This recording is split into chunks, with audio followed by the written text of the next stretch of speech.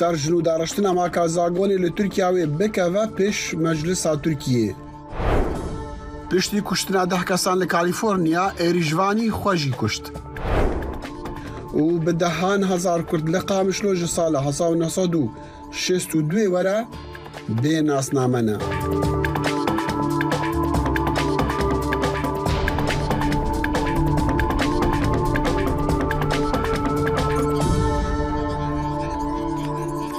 دم باش و بخیر هاتن برنامه کرد کنکشن جدنگی امریکا. لواشنطن دمجمیر هفتی سپیده روژا دوشنبه از داخل شمو هیویا دمن خوش جوارا دخوازم.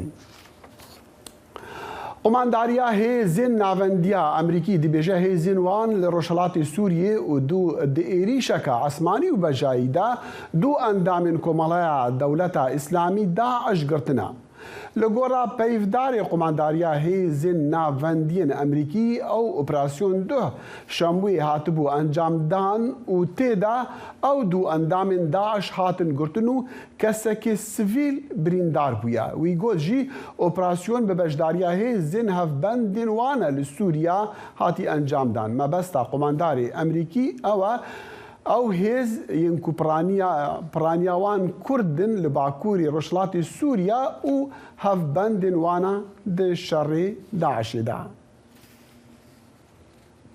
گلالا ماکا زاگونی و دوان روژان دا ور مجلسات ترکیه ده سلاداری هر چقاز وان گوهرنکاریان بخوازجی لی ده توایا جواک دا همان تشت ناهی پجراندن برین سلمز جنکا کو تم بدرسوکا و ج زاروکاتیا خوا او حتی نهاجی درسوکی ددا سریخوا لی گورانکارین وی قانونی ناپجرینه پیامنی دنگی امریکا ایوب دمیر جا انکاره پر آختیا و افراپورت آماده کریا.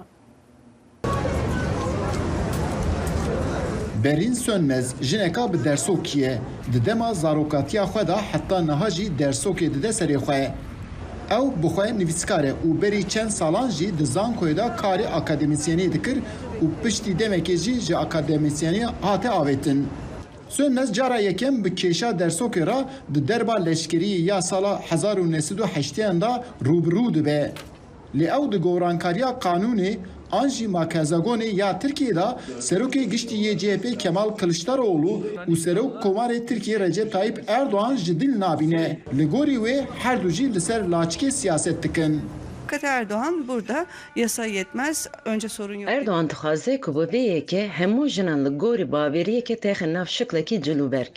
Tıxazın ku ligori baveriye ki kanuna Culubergan texin megazagone leyen ku dersok nedin serexe ve gaveci evlekariye van tıkeve metirsiye. Peyda ve zagune ne yep dersok u ne jiye be dersok reheye. Ligori berin sönmez de nav hım pişeyan da heji perskreka dersoke berdağam dike. Ew de xuya kirin ku hewce nine ku de makezagone da gorankariyek bibe. Uzman mesleklerde çalışan hakim, Dehîn pêşeyan ku bi Sûriyê dixwazin de kêşa dersok heye jî heye. Li ser wî jî Kemal Kılıçdaroğlu ev pêşniyar anî. Li Erdoğan jî got ku di zagonê de gorankarî têrnake werin em ji megazagonê vê yekê bigorînin. Li bîya min ev her du jî dawxwazan ji dil nînin. Rexistinên LGBTİ-yan radgîrin ku heke di makezagone da gorankariyek bibe wê mafên kesên ku ne mêr û ne jî jinin bi tevahî werin binpêkirin.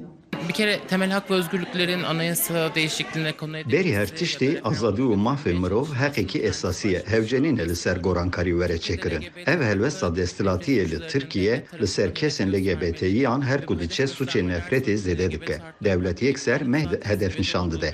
Dikarin bêjim ku di nav dinyayê da Tirkiye di asta lûtkeyê da ye. ترحیه گو جن دنه سری خو اف پرسکریک حال به هم زانینگاهان ده یونیورسیته ده هم وکیدن محکمه ده جی وکیدن رای گشتیا همی سازین دولت ده اف چاره سر به از گلکی باش بینم مناسب بینم. Gelala Makezagone ve de Van Rojan da vere meclista Türkiye. Destilati herçkas Van Gorankariya bu xwazejî lê di tevahiya civakê da himantış nayê pejirandin. Destilati dibêje heke ev di meclisê da çareser nebe ve ev pêşniyarê bibin referandumê. ایوب دمیر دنگ امریکا انقره.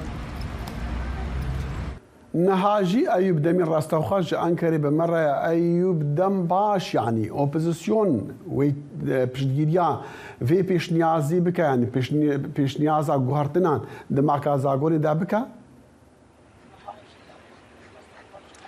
داخل أنا اف جلاله او دا كوميسيونا ماكازاغون دا جيدغري دفي هفته دا و بي بارلمانتوي حتى نا داخيني كو هاتن داين جالي اوبوزيسيون و yani HDP rast gotku eme alikari nedin vek evi sedemavi ji havuldanen deslatiye nişandı de daliyedin da ji CHP u partiya başı devi varida vat biriyaka ka pek va vedin avji devi deri da diji hintiştan derdik evin mesela LGBTİ yan leserwan yani nabera wan da tekliye wan da keşe derdik evepeş CHP via rettike devi heke gayri via be devi ku am ser via befekrin le oposisyon be tebayit karın bejin kul hemberi ve kanuni nerineka neyni derdik peş rojen peşi amedacı ve be parlamentoyu.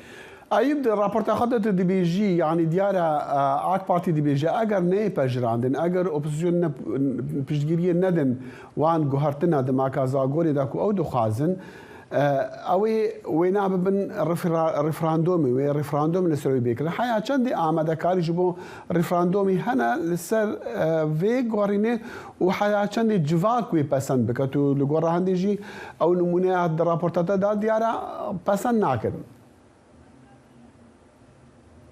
بله داخلانا راستی ev yani gorankari dikarim bejim ku hiç rojeva Türkiye'den nim bu careke kete rojevi le AKP ana dibece ku heke opozisyon alikari ne de emeji bibin referandumu le rasti AKP biya dibece gelo benge haka vahal Türkiye heye annine biyam yani rewşa ku em temaşe dikin ligori nerinin pisporan anji yeku vana şirove dikin dibejin ku pekan nine ku tişteki waha biçe referandumu le disaji dikarim bejim ku AKP ve peyvaxwe dine rojevi sedem abi hin kes dibejin ku AKP bi dixwaze ku jixar rojen peşi amada hilbijartin heye u dixwaze ku li ser viya hineke siyaseteke bireva bibe ku de hilbijartin da hineke dengan ji bo xwe bi dest bixîne ana vek tişteki siyasi anji hilbijartin jî ev derdkeve pe يعني او دي بيجيلكو مثلا اگر هاد پسند کرن يعني هاد بجراندن او مثلا جوهرينان وي اليكاريا نو هالبجاتنا AKP و اردوغان بكن يعني دفي داري دا جوخه سر درسوكي هم CHP و هم جي AKP راستي وقتا کو via ani rojevi dibinge hawi da jî bivênevî rewşa hilbijartina jî deng hebûn ana her du jî dikarim bêjim ku li ser via siyasetekê birêva dibin lê zêdetirîn AKP dixwaze ku via wek amûrekî ku di hilbijartinê da dengan bi dest bixîne bikar bîne yani ev hinekê jî xwe diyar dike lê rojên pêşiya me de ez bawerim di meclisê da rewşeka çawa derkeve wê bashtir diyar bibe أنا روشك وأم سرد سكن راستي تي زلان لينه. بله أيوب دمير بيعمل دنج أمريكا جاين كاري بمرة بوغل كي سباس أيوب. و سروکی ترکیه روژا چارده گلانی وک روژا هلبجاتنین پارلمان و این سروک کماریه جی دست نیشان کرنه سروک رجب طیب اردوغان کو پلان دکا جبو گرک دن یا سروکاتی ورا هلبجاتن اف داخویانی دو کنفرانس جوانا دا لروژا شنبوی دا لپارزگاه بورسا لباکوری روشالات ترکیه اردوغان کو هفتیا بوری نشان دابون کو دی بریارک وصاب دا گوت اسپاسیا خودی دکم کو قدر ما يكو ام ريا خوا بجوانا را بارفا بكن و ده البجاتنين چارده گولان دا وی جارا یکم دنگ خوا بدن وی گوت او ده دهی آدار دا بفرمی و دا خوازی بکا و ده پیرا کمیته بلند آهل بجاتنان لی ترکیه ده جبو هل بجاتنين گشتی آمده کاریان بکا هەلبەت لە گۆڕە تەڤایە شرۆڤەکاران مەبەستە ئەردۆگان ji pêşxistina demê hilbijartinan ew e ku partiyên rekabερên wî têra xwe dem û têra xwe delî ve nebin ji bo amadekariyên wan hilbijartinan. Ji bo şirôvekirinên zêdetir em ê mêvandariya rojnamevan Kemal Afçî li Enkerê bikin. Birêz Kemal gelkî spas ji bo demê we yanî pisyara yekî ew e çima Erdogan dixwaze di vî demî de hilbijartin werin pêşxistin. Biryar bû ku li Tirkiye hilbijartin dema xwe de anko 18 Hezranê bahata kirin lê wisa xuya ku em ê nûçeyê da dît hikûmet dixwaze hilbijartinê mêyekî an jî mêh û nîv pêş ve bixe. Heta niha muxalefeta Tirkiye daxwaza hilbijartina pêşwext dikir. Erdogan li dijî wan derdiket û digot na hilbijartin di dema xwe da bê kirin. Niha Erdogan ve helbesta xwe guherand. Li gorî min du sedemên vê yekê hene. Yek ji wan rewşa aborî ye. Aboriya Tirkiye di demekî daye ku di krîzê da ye. Xizanî zêde bûye, bêkarî zêde bûye, rêjeya enflasyonê zêdetirî sedî sed e. Destpêka vê salê da Erdogan bi Tirkî dibêjin askarî ücret anko mûçeya herî kêm zêde kir. Mûçeya karmendan, mûçeya malnişinan zêde kir. Lê ladê din enflasyon gelekî bilinde û ji ber wê jî çend mehan da ev zam bandora xwe wenda dike. Ji ber wê Erdogan dixwaze hilbijartinê pêş ve bigire. Sedema duyê min jî ev e ku niqaşên li ser namzetiya Erdoganê. Li gorî makazegona Tirkiye kesekî dikare tenê du caran bibe serokkomar. Erdogan du caran jî bûye serokkomar. İstisnaya vê yekê tenê yek istisna heye ev jî hilbijartina pêşwext e. Lê nas dibe ku eger ku biryara hilbijartina pêşwext parlamento bigire wê deme Erdogan dikare bibe namzet. Yani eger hat wextê xwe bên kirin li Xizîranê de wî demî Erdogan nabe xwe namzet bike? Yani tu wasa dibêjî? Li gorî makazegonê nikare bibe. Lê eger ku hilbijartin di dema xwe de bibe jî Erdogan dibe ez dibim namzet. Biryara vê yekê jî desteya hilbijartina desteya bilind hilbijartinê dide.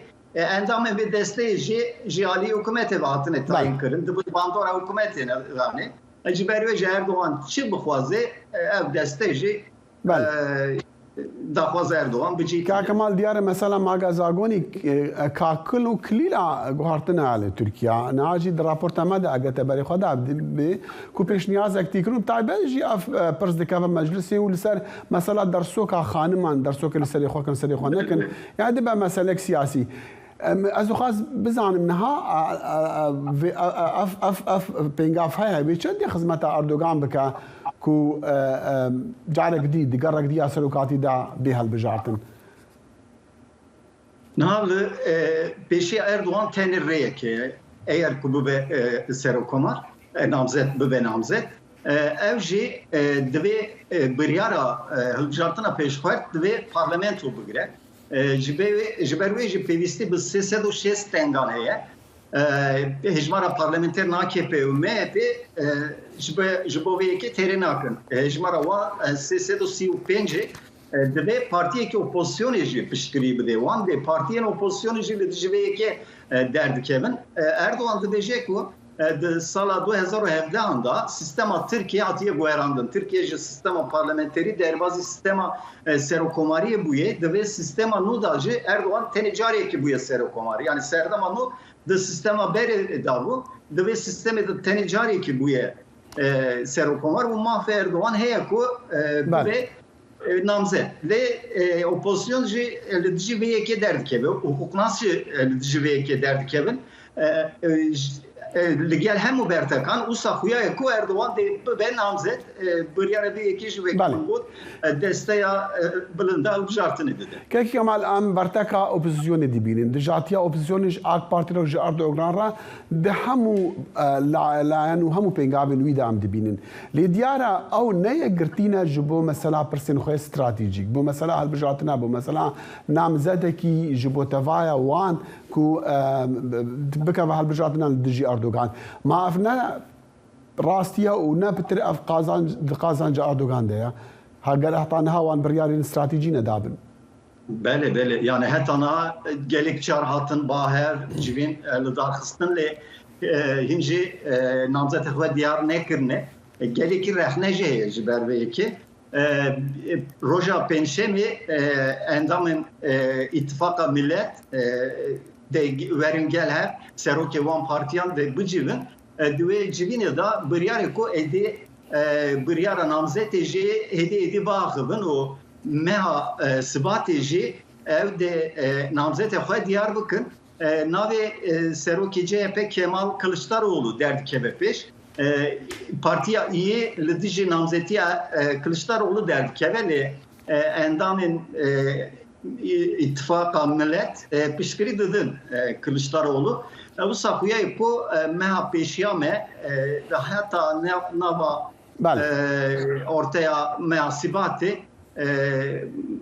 اتفاق ملت شي نامزت خو ديار بك كي كمان متخاز الدعوي بسيارة مثلا قفن أردوغان جبوكو بوشتا ناف عرضي سوريا دو إيريشي بكال هاري من كلام تايبت جي دبيجن جي باري هالبجاتنا ويتشتكاركي وصعبك جبوكو أفجي خدمات عوي مثلا هالبجاتنا بك لي قالوا بشتي سردانا وزير الدرفة جت أمريكا را وزير درفة أمريكا تركيا جي أمريكا را اف بحث شاتي كرن يعني هر لسروي عاستي بحث كرن يعني جي اف بحث خاف ويا صد بويا دمي كباري اردوغان قلت بو امي operasyonu ki lidiji Suriye eme eldar bıxın lidiji PKK PYD le hem Amerika hem Rusya lidiji ve biryar derketin jiber ve Türkiye başka vabıt yani evdi Rojava da geleki baş ve çüye yani ihtimalına daim ku beriya hılgjartını operasyonu ki Türkiye eldar bıxın le naha Türkiye dixwaze bi Esadra baxıbe بيبندي خو دسا نورمال كمان قال كي سباس دميما بترنا دما روجنا مفان كمال افشي جا انكري بمرابو سباس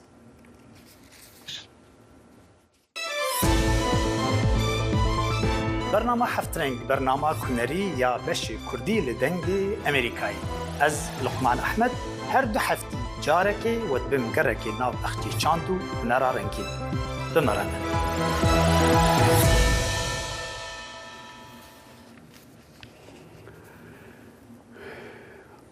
سادان خۆپیشاندن ڕۆژی یەکشەمە داوایان لە بەلژیکا کرد کە هەنگاوی تونتر بنێتن بۆ ئازادکردنی ئۆلیڤێر ڤان دیسکاتێڵ کە لەلایەن ئێرانەوە دەست بەسەر کراوە و لە دۆسەیەکدا کە بە بارمتەی دیپلۆماسی ناوبراوە.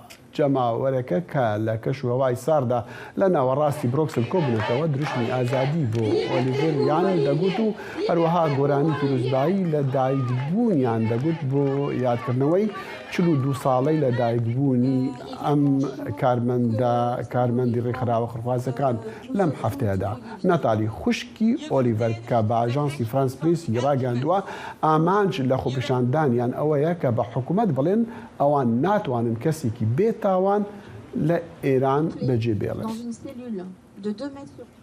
لە هەمان کاتشدا چاوەڕوان دەکرێت وەزیرانی دەرەوەی یەکێتی ئەوروپا لە کۆبوونەوەیەکدا بڕیار لەسەر ئابلوقە و گەمارووی تونتر لەسەر ئێران بدەن. ئەمە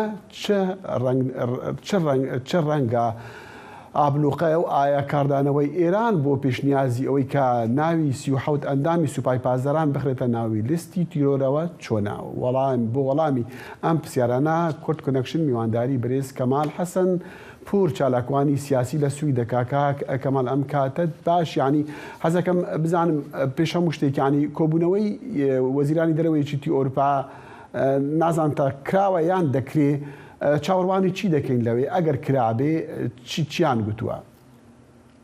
پێشەکی سپاس بۆ ئێوە بۆ بینەرانتان بەڵێ ئەم کۆبوونەوەی ئەوڕۆ ئێستا بەڕێوە دەچێت و ئەوەی ڕاستی بێ بەرنمەیەکی زۆر دوور و درێژیان هەیە لە بەڕگەی سیاسەتی دەرەوەدا بڕگەی شمارە 8 تەرخان کراوە بۆ باس لەسەر سەپاندنی گەماروی زیاتر بە دژی تاک و هەروەها لایەنی ئێرانی بەهۆی سەرکوتکردنی ناڕەزایەتیەکانی خەڵکی ئێران کە لە دوای کوژرانی ژینە ئەمینیەوە دەستیان پێکرد لە مانگی سەپتامبرەوە.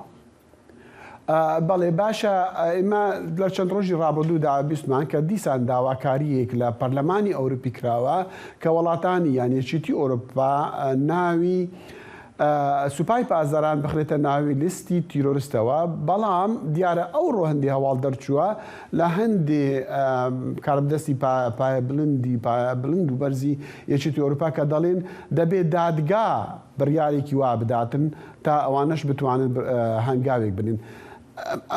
بۆ دادگا ئەگەر بابەتێکی سیاسی بێ دادگا بۆ ئەبێ بڕیار لەسەر ئەمە بداتن، بڕیارێکی وا بداتن؟ پێم وانە شتێکی وا هەبێ، ئەوەی ڕاستی بە 18 مانگ ڕۆژی پێنجشەمبە پارلەمانی ئەوروپا بە زۆرینەی ڕەهای دەنگ پەسەندیان کرد کە کولی سوپای پاسداران بخرێتە نێو لیستەی ڕێکخراوانی تەرۆریستیەوە، بەڵام ئەوە تەنیا ڕاستپاردەیە. ئەوە ئەنجومەنی کاروباری دەرەوەی یەکێتی ئوروپایە کە دەتوانێت ئەو بڕیارە پەسەند بکە و دوای پەسەندکرانی دەبێتە ئەرکێک لەسەر شانی وڵاتانی ئەندام. بەڵام ئەوەی کە تا ئێستا باعث بۆ کە تۆزێک نەرمی بنوێنن لەو ڕوانگەیەوە دوو هۆی هەیە بە بۆچوونی من.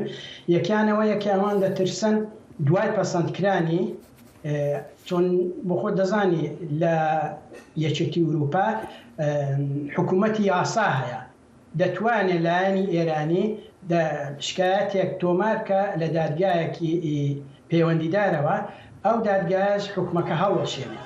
جا بۆیە ئەوان زۆر لە فکریەوەیدان کارێکی وا بکەن وا بە بەڵگە ئەو بڕیارە ئەگەر بێت و پەسەند بکرێ بیکەن کە تەنانەت ئەگەر ئێران بیهەوێت لە دادگایەکیشدا شکایەتکە حکومەکە نەتوانێت هەڵوەشێنێت. وەکو دیتومانە چەند ڕێکخراو تا ئێستا بوون لە لیستەیدا، بەڵام هێنراونەدرێت. یەکێک لەوان سازمانی مجاهیدینی خەڵقی ئێران بوو کە ماوەیەکی زۆر لە لیستی ترەوەدا و بەڵام دوای هێنایان نەدرێت. بەڵام کاکەمان ڕاستێکە دەوێت ینی ئەم بابەتی لیستی تیرۆر و لیستی ڕەش کە وڵاتانی ڕۆژئاوا بەسەر ژمارێک ڕێکخراوە ئەسەپێنن، ینی بابەتێکە زیاتر سیاسیە، وەک ئەگەر ناوێک کەوتە ناو ئەو لیستە دەرخستنی زۆر زەحمەتە. بەڵێ ئەوە دروستە، هەمووی دەگەڕێتەوە سەر ئەوەی هەڵوێستی کولی سیاسەتی دەرەوەی وڵاتانی ڕۆژئاوا بەرامبەر بەلایەنێک چۆنە. بیان هەوێ زەختی بخەنە سەر دەتوان بەو شێوەیە لیستەی ترۆری هەوێت.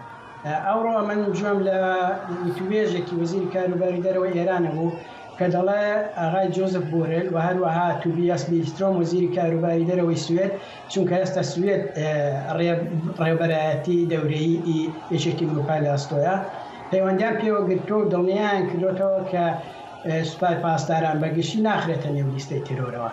بەڵام وەک ئەمن ئاگادارم زیاتر لە 30 کەس و لایەن قەرارە ئابلۆقەی زیاتریان بخرێتە سەر. بەڵام بە بۆچوونی من کولی سوپای پاسداران ناخەن لە لیستەوە، چونکە ئوروپا و یەکێتی ئوروپا بەگشتی سیاسەتی قامچی و جێزەر ڕەچاو دەکات، لەلایەکی زەخت دێنێت، لەلایەکی شەوە دڵخۆشیان دەداتەوە. ئەویش دەگەڕێتەوە بۆەوەی کە بەشێکیان هیوادارن کە ڕێککەوتنی بەرجام دووبارە زیندوو بکرێتەوە. کەمال جیاوازی چییە ئەگەر 37 ئەندامی ئەم ڕێکخراوە ناویان بخرێتە ناوی لیستی تیرۆرەوە لەگەڵ ئەوەی کە هەموو ڕێکخراوەکە ناوەکەی لە لیستی تیرۆر بیانی، جیاوازەکە چی دەبێت؟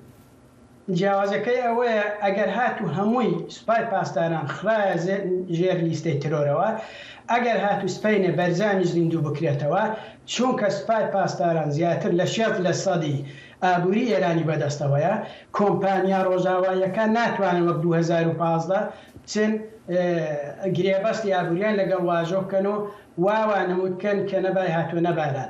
بۆیە ئەوە لەلایەن کۆماری ئیسلامیشەوە زۆر بەتوندی بەرپەرچی دراوەتەوە، هەڕەشەیان کرد، تەنانەت وا بۆ هەڕەشەی ترۆریش کراوە بۆی بچەلبێن کاوانە ترۆریزمی. ڕئیسی مەجلیس و هەروەها هێندێک لە سیاست مەدارە پلە بەرزەکانی ئێران هەڕەشەیان کردوە کاگاوان ئەو کارێک بکەن، ئێمەش ئەرتەشەکانی ئوروپایی لە لیستەی ترۆرەوەدار. بە کورتی کاکەمال، یعنی ئەگەر ئاگاداری وەزعی ناو ئێران بی ئەوڕۆ چ ڕوو ئەدا، چ شتی گرنگ هەیە لە ناو ئێران؟ ئەوەی ڕاستی بێ دوو لایەنە.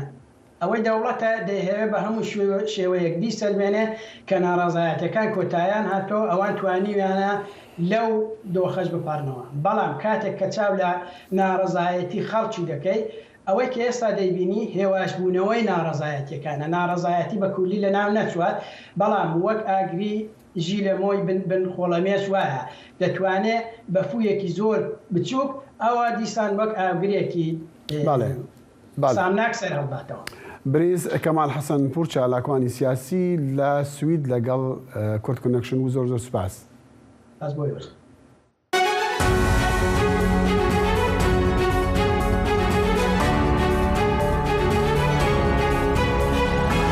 چاوی واشنگتن بەنامەیەکی هەفتانەیە لە بەشی کوردی دەنگی ئەمریکاوە ئامادە و پێشکەش دەکرێت. من بەڵێن ساڵح هەموو ڕۆژانێکی هەینی لەگەڵ پسپۆڕاندا تاوتوێی گەرموگورترین بابەتی ڕۆژ دەکەین لە پەیوەندی بە سیاسەتی دەرەوەی ئەمریکاوە.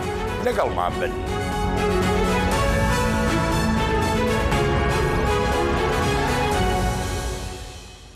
و پشتی کو پەرلەمانی ئەڵمانیا تاوانە کۆمەڵە دەوڵەتە ئیسلامی داعش لە دژی ئێزدیان و تایبەت ژی لە شنگاری بە جنۆساید دای ناسکردن ژمارەکە ئەندامین جڤاکە ئێزدیان لە ئەڵمانیا کو لە جڤینە پەرلەمان ئامادە ببوون و هەروەسا ji cihêndî jî beref Bexdayê birê dikevin ji bo ku digel hikûmeta Iraqê civîna bikin. Ew çi ji hikûmeta Iraqê dixwazin û erkê hikûmeta Iraqê wê çi be beramber êzdiyan.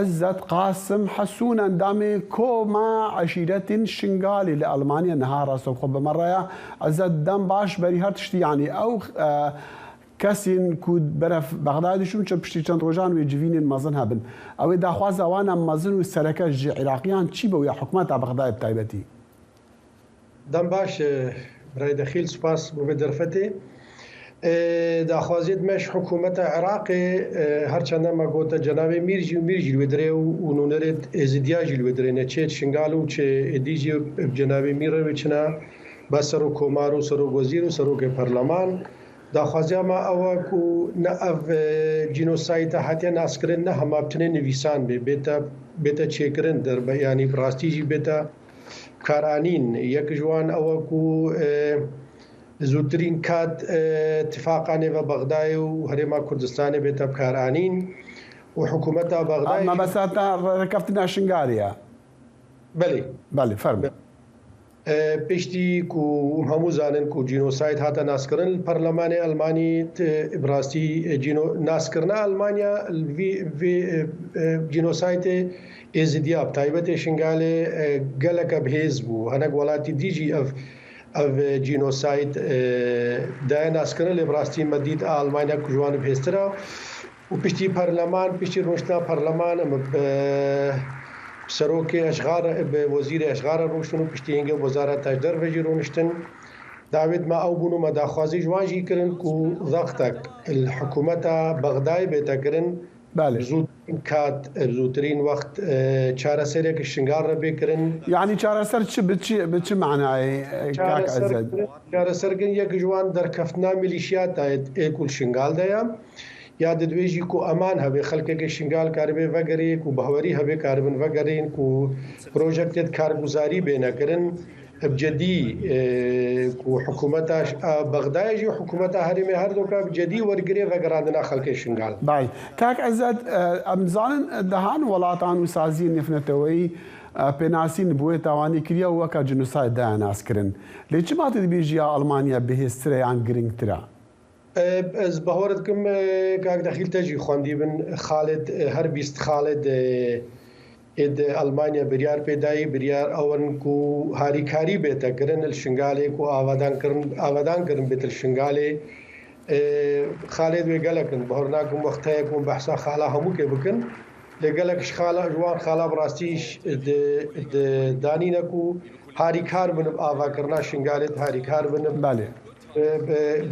کو الجل يعني ابتشتي مزاني کو في اسبوعاتي اشتي نها مير بخلق مي ازديارها كخلق شنغالي وكخلق ديجي كل بغداد اشتي تشتي امزانن كو حكومة ألمانيا زي وزير أجدر في ألمانيا بوفد كيرا أوجي كتشا بغداد جي وتشا هولير جي سروی مسئله کو کاربن تبعسا هولیر کرنا به هولیر اینا چه لسر حکومت هولیر چه بر پرسیاریتی لسر حکومت هولیر همبری ازدیان پرسیارەتی حکوومەتە هەرێما کوردستانی هەولێری ئەو بژی کووانجی زەختەکە حکوومەتە بەغدای کردوە کاریبانە پێک بە کار کردوانە کاریبانە ئەمانەت شنگال چێکن کاریبان بەهۆریا خەڵکێکی بینە شنگال کاریبان زەختێکی ئەوژی حکوومەتە بەغدای بکن و ئەوژی ژنوها بتر کاریبان کار بکنە شنگالڕە بله باشا كيف عزت يعني اتزعلم دماكو برلماني ولاتكي بريالكي بدا كو بفي رانجي كاركا تاوانا كاتي كرين جنوسايدا ديارا قالك جاري وان بربرسياريين قانوني جهانا بربرسياريين دارائي ودرافي هنجبو آلي كرنا وان كسن كوبونا قرباني جنوسايدي ألمانيا بتاعي جيفيني توادا دقال وزير عدالة ودقال وزير كارجي تشتكي وصا سوزك وصا هاد دان براسي تشتي مش وزارة دروا ألمانيا دعوة قري أم تشونا با جناب جيجري وزير دروا ما قلت كو كارك بيكرن چنگو سروكا فراكسيونا سبيدي بري نوها هاد قلتن قو حتى نوها مبسي مليار اورو هاريكاريا بغداي گريج بو جبوي مسألة داعش براسي هرچنده مو قلت مگو از بهار ناکم او پرگ هجبه شنگاله ام هیویدارن هکا هون کاربن هاریکاریا گی بکن یا هون هنک پروژه دید کارگزاری الشنگال بکن كل بن دستي ودا بن بريكا وبن بريكا سفارة ألماني بن بغداد بريكا قنصلية أو بالهوليري جوي كيجي ما دعوة كركو وكو لجنك جروبكش ألمانيا يكش حكومة عراقية يكش هريما كردستاني يكش خلق شنغال كو بيك وكار بكن وي هاري كاري وي آوا كرني كاك عزت بحثا بيس خالن وي بريارة ألماني كرد برلمان ألماني دا يكشوان خالا ما بيهيست جالك فان إزدي كو خالا حفتية ونجي نرازي بمتعباجي ديالا تعبتها بزاروين وان خانمين كو راستي تعدين سكسي وجنسي بوين وبزارو كاتينا انها زارو كانا يعني ام دزانن بري كان صالات ناف جواكا ازدياد افعال بحث كرنو وكود بيجن انجماني بلندي اوليا ازديان بريار كو افا مسلكه جواكيه مالباتوي برياري بدا نا مسلكه اوليا يعني تشما اف بريار بولنا خوش يعني اف خاله برياري بونا خوش بو بله که دخیل ام الچاردهی مها 12 ام سیب کسایتی شنگالی وکو هوس وکو سروک هوز و نونرت هوزت شنگال ام الگل سنترال رات الگل دکتور عرفان و الگل سروکا سنترال رات ام چون ام سروکت فراکسیونت المانی رو پارلمانتریت المانی رو نشتن چنگو براستی نبوی شیوی هادبو نویساندن بشیوی کی گلکی دجوار هادبو نویساندن مدعول وانزر یانجی بیت راکرن نمینه یانجی بیت گوهرتن یانجی بیت سراستکرن اوان دور دا وکو داخوازیه که کرکو ام کو بیت نویساندن ام هاریکار بن هکا خلق شنگال وان زاروکا کو کاربن یعنی وکو خویی بکن یانجی بکریوانجی بین ما گوتی افتشت کرنای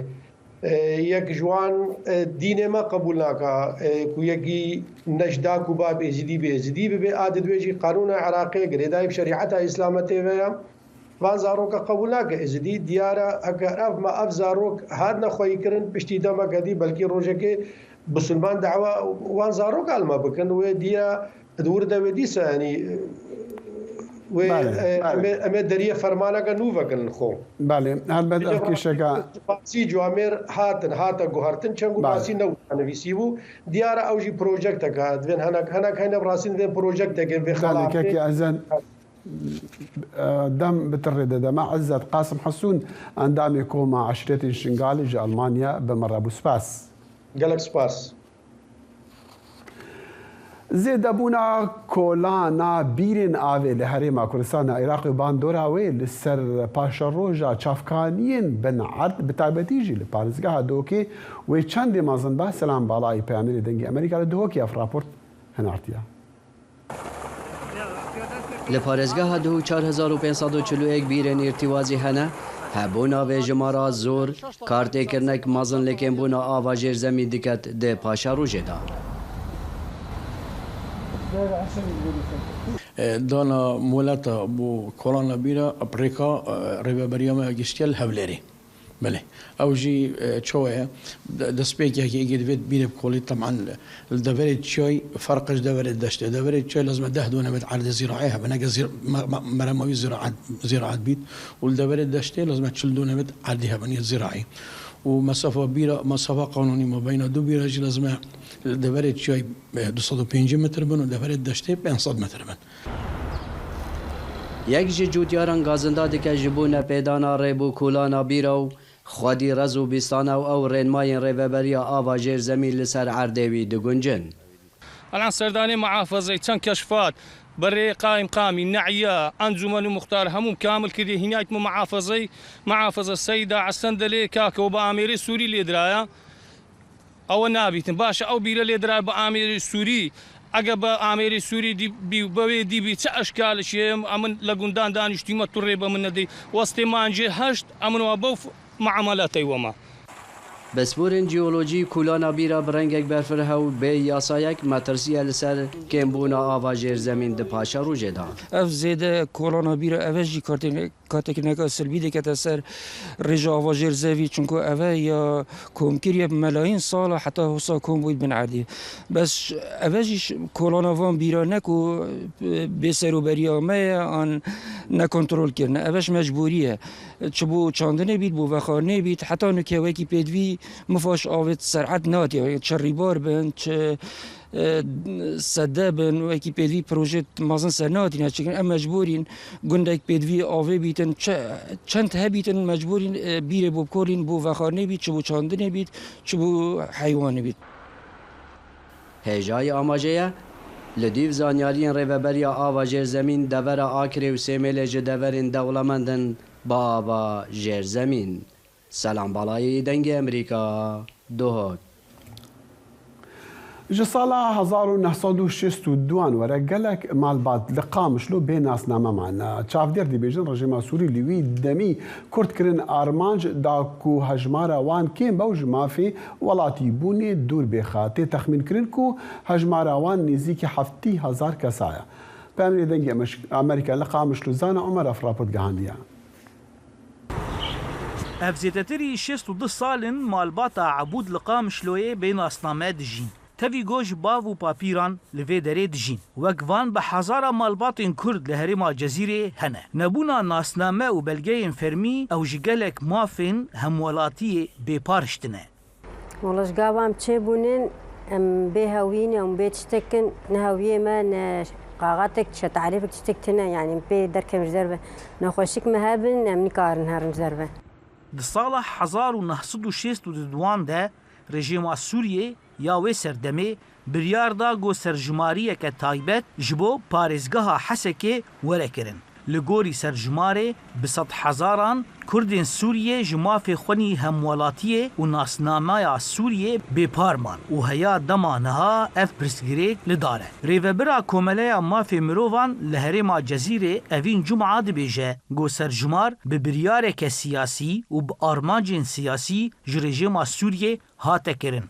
تبدأ صلال سر عرض خوي وببريارك سياسي جنسيات اشتهاتي كشاندن لحيانها تجار السريج بوير نبوي لآلیه کیدن چافدر دبیجن رژیم سوریه کرد کرن آرمانج داکو هجمارا وان کم بکه وان جمافه همولاتی دور بخه و حتی نهاجی رژیم سوریه تچار سری جبو وان نکریه. ریوبریا خسر جالیه خواه تکز دکه گو مافه همو کسین مکتوم آن ین بین اسنامه دزاگونین ریوبریا خسر ده وک هر ولاتیه کی پاراستینه. اندام کمیته قانونی یا انجمانا زاگونساز لهرما جزیره جوان محمد دبیجه گو دوسیا مکتومان لسر ماسیا دیالوگیه یا دنافبرا ریوبریا خسر و رژیم سوریه ده. گو ریوبریا خسر دوزا مافی وان دکه و دبیجه گو دوی اف پرزگریک وره چاره سر کرن. وتعاملها با إنسان مكتوم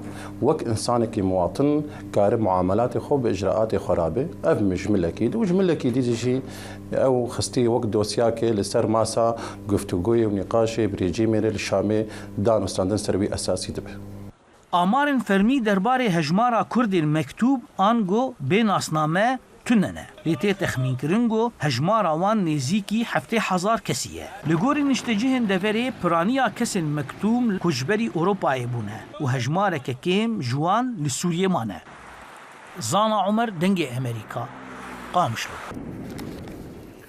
گەڕیان بە دووچەکدارێکی کوودەه کەس لە کڵەپەکە سەمایە لە دەمێ پیرۆزباهین سەرساڵە لونار یا گەلên ئاسیایی دەکوشتین دۆ یەکشەمێ بداوی هات دەماوی بخوا کوشتی سەرۆکەی پۆلیسێن لاس ئەنجلس رابرت لونا دیار کرد و ئەو زلامی 72 ساڵی بناوێ هو جان تران و گوت جی کو تی تو نهبارندی دوی دا نخویانه ده کنفرانسک روجدا مavani دا ده ایواری وی دا زانین کو هیجی صدما ایریشا روجا شنبه ندیاره کو تی دا کسیندی جی بریندار بونه وی گوت جی گمانباری دمانجک اتوماتیک پیر ربو و چک دوام ده اتومبیلاوی ده هات دیتن دما کو ترمیوی بخواد ده اتومبیل دا هاتی در اخستن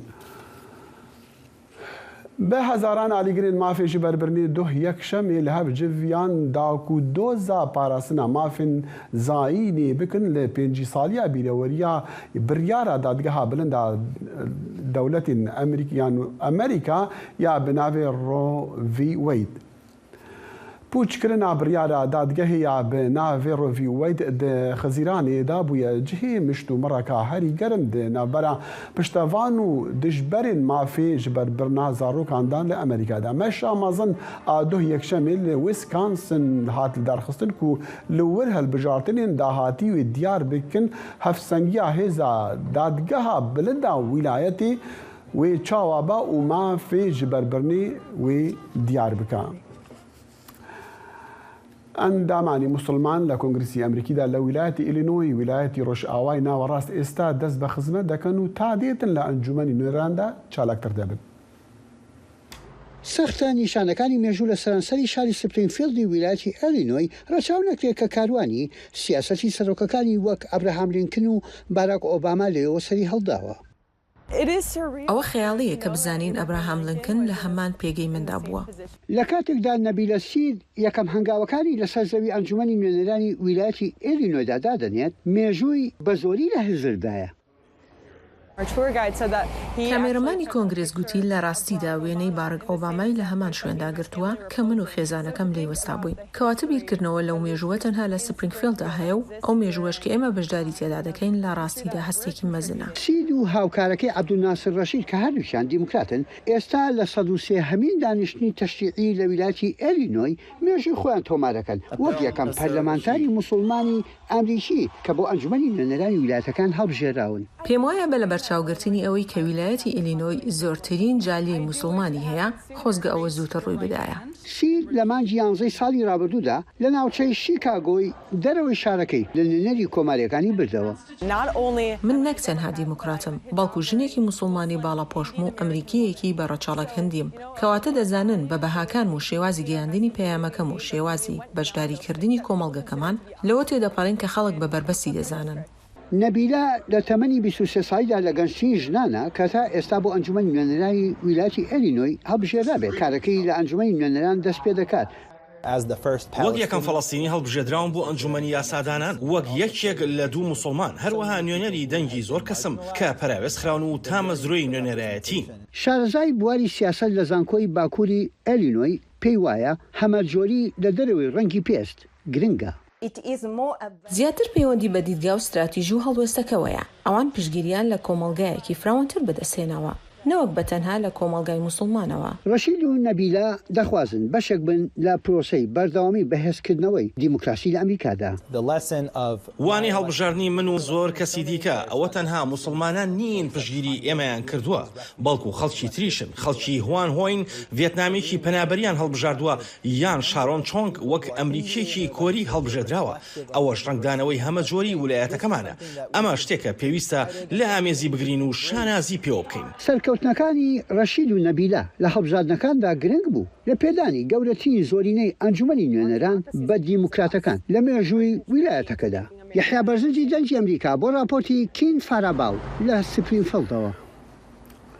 و مینا ئەکبەری کە لە ناخۆی ئەفغانستان هەڵەشە لێکرابوو بەرەو پاکستان هەڵاتووە دەڵێتن کە خۆگونجاندن لەگەڵ ژیان لە وڵاتێکی نوێدا ئەستەمە. بەر لەوەی بزوتنەوەی تالیبان دەسەڵات بگرێتە دەست مینا ئەکبەری ئایندەیەکی گەشاوی هەبوو. لە تەلەڤیزۆنی شەمشاد لە کابوڵی پایتەخت کاری دەکرد و بۆ ڕادیۆیەکیش لە ڕۆژەڵاتی پارێزگای نەنگەرهار کاری دەکرد. ئەو گەنجە تەمەن 22 ساڵە ڕۆماڵی ئەو پرسانی دەکرد کە کاریگەریان لەسەر ژنان و میدیاکان هەیە، بەڵام 9 مانگ لەمەوبەر بڕیارێکی سەختیدا و وڵاتەکەی بەجێهێشت. وەک سەدان ڕۆژنامەنووس لەو کاتەوەی تالیبان دەسەڵاتی گرتوتە دەست، مینا لە مانگی 8 ساڵی 2021ەوە سنووری بەزاندووە و چووە بۆ پاکستان. کاریگەری نەرێنی کردوتە سەر ژیانم، لە ئێستادا بێکارم، هیچ داهاتوویەکم لە پاکستان نییە. کاری ڕۆژنامەگەری مینا وەستا کاتێک تالیبان دەسەڵاتی گرتە دەست لە خشتەی کارێکی سەرقاڵیەوە ئێستا لە ماڵەوە دانیشتووە. ئەو کاتە زۆر دەترسا بچێتە دەرەوە، پاشان وەک خۆی دەڵێت تالیبان هەڕەشیان لێکرد. بەشداریم دەکرد لە چاپێکەوتن لەگەڵ میدیانی و دەوڵەتیەکاندا و لە ناوخۆی ئەفغانستان کۆنفرانسم ئەنجام دەدا. من کارم بۆ دادپەروەری و بۆ ڕۆژنامەنووسان و ژنان دەکرد و بەهۆی چالاکیەکانمەوە تالیبان لە ڕێگەی تەلەفۆنەوە هەڕەشیان لێکردن. بەڵام تالیبان وەڵامی داواکاری دەنگی ئەمریکای نەدایەوە بۆ لێدوان. لە مانگی 11 ساڵی ڕابردوودا نەتەوەیە گرتوەکان ڕایگەیان لە دوای دەست بە سەراگرتنی تالیبانەوە زیاتر لە 200 حاڵەتی توندوتیژیان تۆمار کردووە کە ئاڕاستی ڕۆژنامەنووسان لە ئەفغانستان کراون. لە نێویاندا هەڕەشەکردن لە مینا. گروپەکانی مافی ڕۆژنامەگەری دەڵێن ڕۆژنامەنووسانی وڵاتەکە ڕوبەڕووی توندوتیژی و سانسۆر و باری سەختی ئابووری بوونەتەوە. لە مانگی 8 ساڵی 2021ەوە نزیکەی لە 160 ڕۆژنامەنووسانی وڵاتەکە کارەکانیان لەدەستدا و زۆرترین کاریگەریش لەسەر ئەو ژانە هەبووە کە لە بواری ڕاگەیاندندا کار دەکەن. کاتێک سەیری دۆخی خۆم و ژیانی سەختی پاکستان دەکەم، ئازار دەچێژم، چونکە پەنامبەرانی ئەفغانی لێرە ڕوبەرووی کێشەی زۆر دەبنەوە. ماوەیەک لەمەوبەر تەنانەت تووشی خەمۆکی بووم، بەڵام بەهۆی پزیشک و وەرگرتنی چارەسەرەوە کەمێک چاک بوومەتەوە. شارەزایان دەڵێن بۆ ڕۆژنامەنووسانی ئەفغانی لە دەستدانی پیشەکەیان و بەناچاری بەجێهێشتنی وڵاتی خۆیان دەکارێت دووچاری خەمۆکی دوای کارەسات ببنەوە. ڕۆژنامەنووسانی ئەفغانستان خۆڕاگرن، کارەکەیان ماناو ئامانج و وردبینینە، بەڵام کاتێک ڕووداوێکی فشاریێنی سەختی وەک ئەوەی لە ناکراو بەناچاری لە وڵاتێکی خۆت هەڵبێت ڕوودەدات. هەموو ئەو فشار و زەبر و زەنگە کاڵەکەبووەکان دەتوانن سەر هەڵبدەن و کاریگەریەکی نەرێنی دروست بکەن. مینا ئەکبەری بەهۆی چارەسەری خەمۆکیەکەیەوە کەمێک باش بووە، بەڵام ئەو ڕۆژنامەنووسانی دیکەی ئەفغانی لە پاکستان دەڵێن لە دۆخێکی خراپدا دەژین و نیگەرانن لە داهاتویان. زۆرێک لەوانە دەڵێن دەیانەوێت بگوازرێنەوە بۆ ئەوروپا یان ئەمریکا. ئاسۆ جەبار دەنگی ئەمریکا بۆ راپۆرتی موسکە سافی. پایامنێری دەنگی ئەمریکا لە هەولێری چویە سوکا زێرنگران بۆ یەک زێرنگران ڕائاخفت یەک و دیبێژی کە چەندی حەلاندنە زێری وێ قازانجی بگەینە هەریما کوردستانی. کارگەی تواندنەوەی زێرە لە هەولێر هیوا زیاتر لە 20 ساڵە کاری زێرینگری دەکات. ئەم کارگەی دانەوە و ڕۆژانە لێرە زێر دەتوێنێتەوە. ئەم زێرینگرە قۆناغ بە قۆناغ زێر دەتوێنێتەوە و دەکاتە لیرەی زێر. بەڕاستی گرنگە حکوومەت گرنگی بەو بوارێ بدە، هەم داهاتەکە نەناوخۆ ناستە دەرەوەی وڵات. تەسەوەر کە ساڵانە پارەی خەیاڵیمان دەستە دەرەوە، ئەگەر ئەو پارە بگەڕێتەوە ناو خۆمان زۆر باشترەوە، زائیدەن هەلی کاریش دەرەخسێ بۆ گەنجەکان. بەرهەمی ئەم زێرینگرە بەسەر بازاری زێرینگرانی هەولێردا بڵاو دەبێتەوە و خواستیشی لەسەرە. ئەم بەرهەمانە کارگەی کاکی وایە و بەرهەمەکان خۆماڵینەوە و هیوادارم ببتە جێی گرنگی پێدان چکە بەرهەمەکانی خۆماڵیە. سەبارەت بەوەی کە تا چەند سوود لەم جۆرە پیشەیە و کارگانەی تواندنەوەی زێر بینراوە بۆ ئەمەبەستە گوتەبێژی سندیکای زێرینگرانی هەولێر وەردەگرت. ئەو شانەیمە لەو بازاڕی هەموو شتێکی جوانیان دروست دەکرد دەستحەقەکە لە ناوە خۆتە داولی خەڵکێک لێرە دێ دەڵێ لیرەیەکی دووبەم دەوێ عیار 22 کەپسم دەوێ جاخۆ ئەو لیرەی لە کارگەی کاکیوا و ئەمسالی ئەویش چونکە ئێمە چەند کارگەیەکی ترشمان هەن ئەو کارگا و لیرانەی کە لێرە دروست دەکرێن پێم وایە کوالیتیەکی زۆر بەرزیانەیە. وەک زێرینگران ئاشکرایان دەکرد پێویستە گرنگیەکی زۆر بەم پیشەیە بدرێت و تەنانەت وەکو سەرچاوەیەکی تری داهاتیش بۆ هەرێمی کوردستان سیر بکرێت. ئەحمەد جێباری دەنگی ئەمریکا هەولێر. بهیڤیا دەمن خۆش سباهی دیسا مەجوانە دەگەل بەرنامەکە دیا کورد کونەکشن هەتاوی دەمی هەر شاد و بەختەوەر بن و خدا حافیز.